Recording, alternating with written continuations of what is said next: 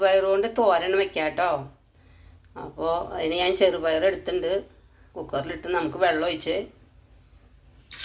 ഗ്യാസിൽ നിന്ന് വയ്ക്കാം. 2 ഗ്ലാസ് വെള്ളം ഒഴിച്ചിട്ടുണ്ട്. 1 ഗ്ലാസ് പയറിലേക്ക് 2 ഗ്ലാസ് വെള്ളം ഒഴിച്ചിട്ടുണ്ട് കേട്ടോ. ഞാനിതൊരു 8 മണിക്കൂർ കുതിർത്തിയുണ്ട് കേട്ടോ ചെറുപയർ. അതിലേക്ക് ആവശ്യമായ പച്ചമുളക് കീറിയിട്ട് കൊടുക്കാം. ഒരു 4 പച്ചമുളക്, പിന്നെ കുറച്ച് ചുവന്നുള്ളി വെളുത്തുള്ളിയൊക്കെ കൂടിയിട്ടിട്ട് കൊടുക്കാം കേട്ടോ. ഞാൻ അതിലേക്ക് ഉപ്പിട്ട് കൊടുക്കാം. ലേശം മഞ്ഞൾപ്പൊടി ഇട്ട് കൊടുക്കാം. ഇതിനി വെന്ത് വരട്ടെ കേട്ടോ. ഒരു വിസിലാട്ട് അടിച്ചത് നമ്മൾ അങ്ങനെ ചെറുപയർ വെന്തു.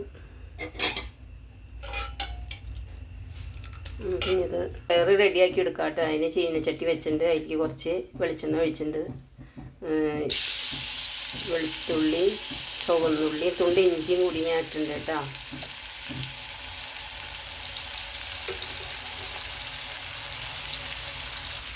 ശേഷം വേപ്പിലും കൂടി ഇട്ട് കൊടുക്കാം.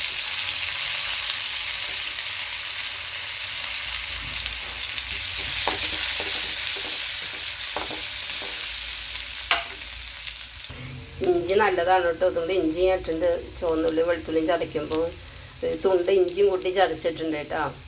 ചെറുപയറല്ലേ, അതുകൊണ്ട് കുറച്ച് മുളകും പൊടി ഇടാം.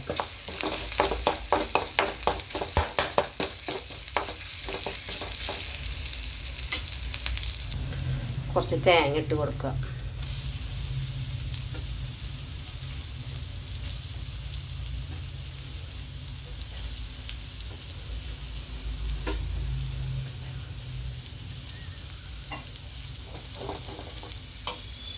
അങ്ങനെ തേങ്ങ ഒക്കെ സെറ്റായി വന്നിട്ടുണ്ട്. നമുക്ക് ഇനി എനിക്ക് വെന്ത ചെറുപയർ ഇട്ട് കൊടുക്കാം കേട്ടോ.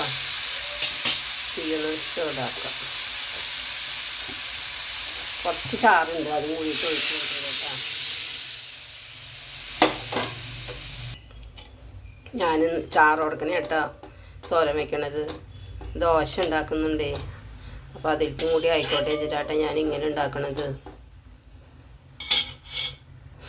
എല്ലാവരും ഇതിങ്ങനെ ഉണ്ടാക്കി നോക്കിയിട്ടോ.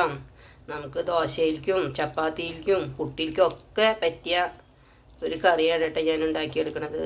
ചാറുടക്കനെ മുളകിട്ട നമുക്ക് ചാറ് കറി പോലെ ഉപയോഗിക്കുകയും ചെയ്യാം. ബാക്കിയുള്ളത് ചോറിലേക്ക് ഉണ്ണെടുക്കാം, ചോറുണ്ണെടുക്കാം കേട്ടോ. ഞാൻ ആദ്യമായിട്ടാണ് കേട്ടോ അതിങ്ങനെ വീഡിയോ ഒക്കെ എടുത്ത് ചെയ്യണത്. വല്ല തെറ്റൊക്കെ ഉണ്ടെങ്കിൽ ക്ഷമിക്കണേ. പിന്നെ വീഡിയോ ഇഷ്ടപ്പെട്ടെങ്കിൽ എല്ലാവരും സബ്സ്ക്രൈബ് ചെയ്യണം, ലൈക്ക് ചെയ്യണം, സപ്പോർട്ട് ചെയ്യണം കേട്ടോ. അങ്ങനെ ചെറുപയർ തോരൻ റെഡി ആയിട്ടോ. ഗ്യാസ് ഓഫ് ആക്കാം.